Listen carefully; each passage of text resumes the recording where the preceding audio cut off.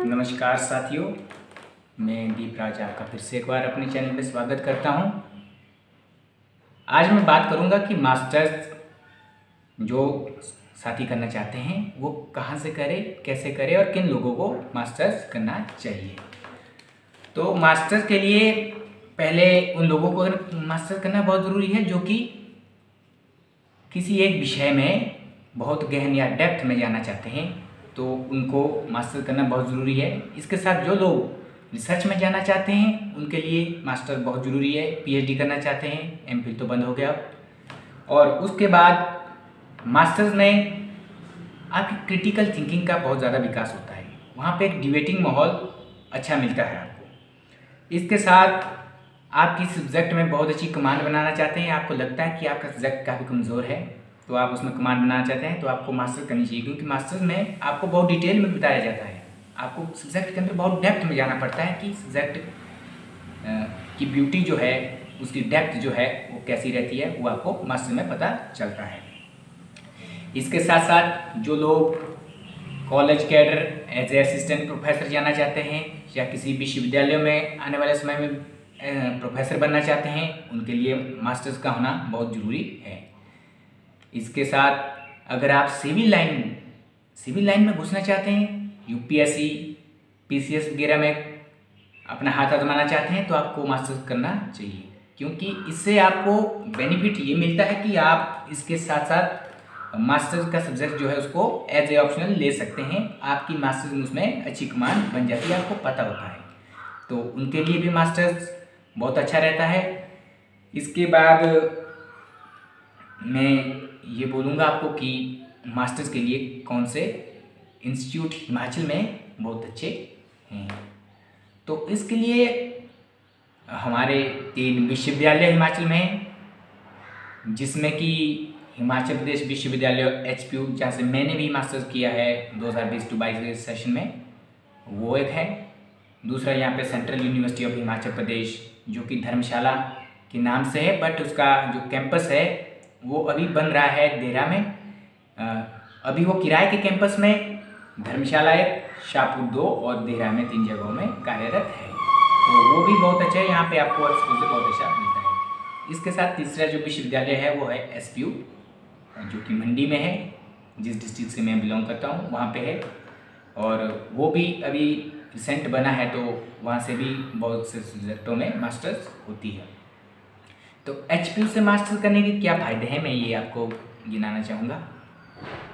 आप सीयू या एचपीयू में से किसी एक को चूज़ कीजिए। इन दोनों के अपनी जगह अपने ही बेनिफिट्स हैं, दोनों के मतलब अपने बेनिफिट्स हैं। Both are nice for master in Himachal.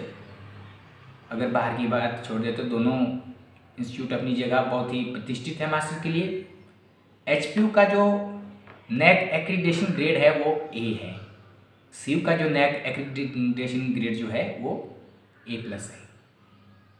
HPU में आपको जो लाइब्रेरी कल्चर वहाँ पे मिलता है, मुझे लगता है कि उसका अभी सीयू के जो छोटे छोटे परिसरों में बनता है उसमें थोड़ा अभाव है।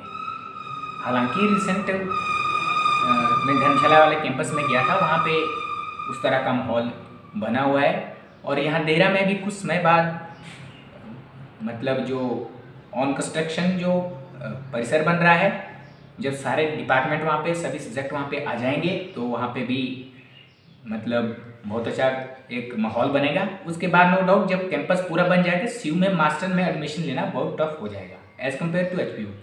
मैं अपनी बात करूँ तो जब मैंने एचपीयू का भरा था तो वहाँ पे 52 सीट्स थी, अभी भी 52 ही होंगे आई होप। तो उसमें से कोई भी बाहर से, आउट ऑफ हिमाचल कोई भी कैंडिडेट नहीं था।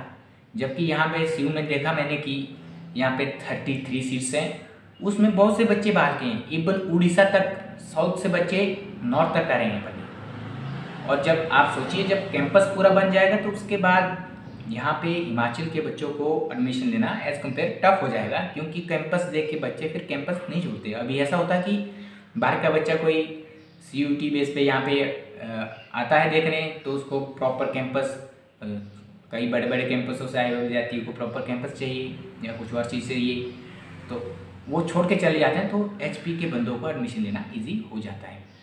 तो ये प्लस पॉइंट रहता है अभी यहाँ एडमिशन के लिए। बाकी आने वाले समय में जो central university of Himachal Pradesh से मास्टर्स करना चाहता है उसको एक बहुत अच्छा स्कोर CUET में पाना होगा, तो तब जाके एडमिशन मिल सकता है। तो ये लाइब्रेरी की बात कर रहा था मैं कि HPU का जो लाइब्रेरी का कल्चर है वो बहुत अच्छा है। अगर आप वहाँ मास्टर्स कर रहे हैं, आपकी और चीज़ें ना हो बट आप लाइब्रेरी की आदत डालिए। आप एक बढ़िया फ्रेंड सर्कल बनाइए जो कि एक अच्छा लाइब्रेरी रीडर हो, अच्छा डिबेटर हो, है ना, एक साइंटिफिक टेम्परामेंट रखता हो। ऐसा नहीं कि अपनी ये वाह वाही फालतू में करता रहे और आपको भी गधा बनाता रहे, इस तरह का नहीं होना चाहिए। तो वहाँ पे वो अच्छा है। और दूसरा ये है कि जो CU है यहाँ पे आपको एक्सपोजर HPU से ज़्यादा मिलेगा, डाइवर्सिटी ज़्यादा मिलेगी। अब HPU में हिमाचल का क्रीम टैलेंट आ रहा है, यहाँ पे ऑल ओवर इंडिया से आ रहा है। इंडिया में किसी को दूसरे बड़े विश्वविद्यालय हो, JNU, BHU, DU, Jamia Millia, Ambedkar university, इस तरह के बहुत से इंस्टीट्यूट जो काफ़ी प्रतिष्ठित है, वहाँ पे एडमिशन नहीं मिल रहा है, तो वो यहाँ आ रहे हैं, आते हैं। इवन मेरे साथ एक बच्चा था, PhD में मेरे साथ आया था, तो उसका JNU से मास्टर्स था, उसका एडमिशन वहीं हो जाता, पर वो यहाँ आया था और यहाँ से छोड़ के चला गया BHU में।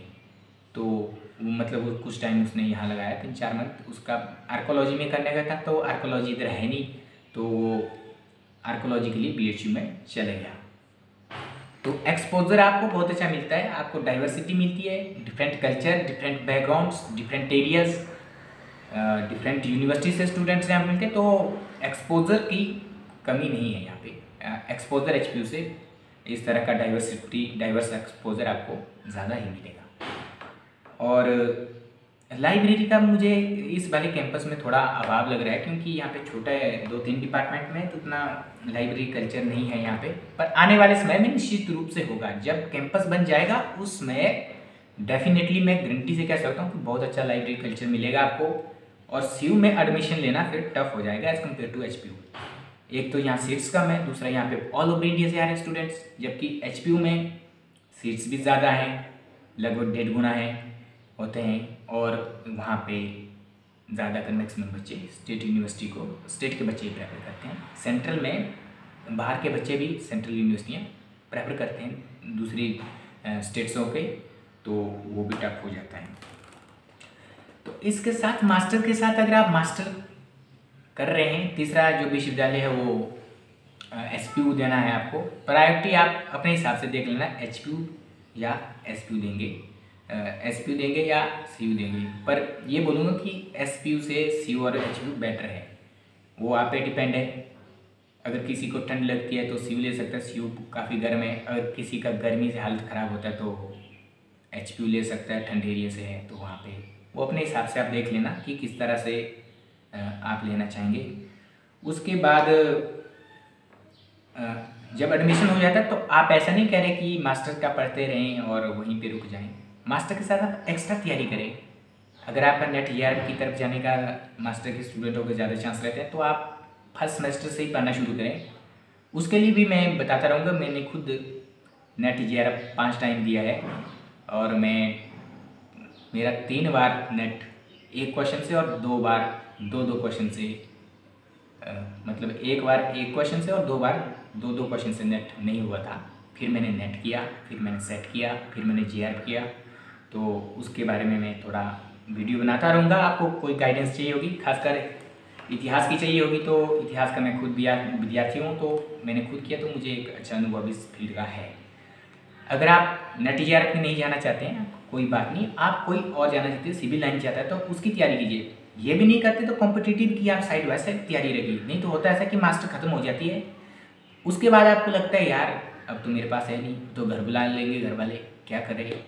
तो इसके लिए आप साइड बाय साइड तैयारियाँ साथ में रखें। और क्योंकि ऐसे में प्रेशर भी नहीं होता है, जब आप किसी एक एग्ज़ाम को पर्टिकुलर किसी एग्ज़ाम को तैयारी करके कहीं बाहर रुकते हैं तो आपको प्रेशर आ जाता है। अगर एग्ज़ाम ना हो तो ऐसे प्रेशर में दिमाग सोचना बंद कर देता है।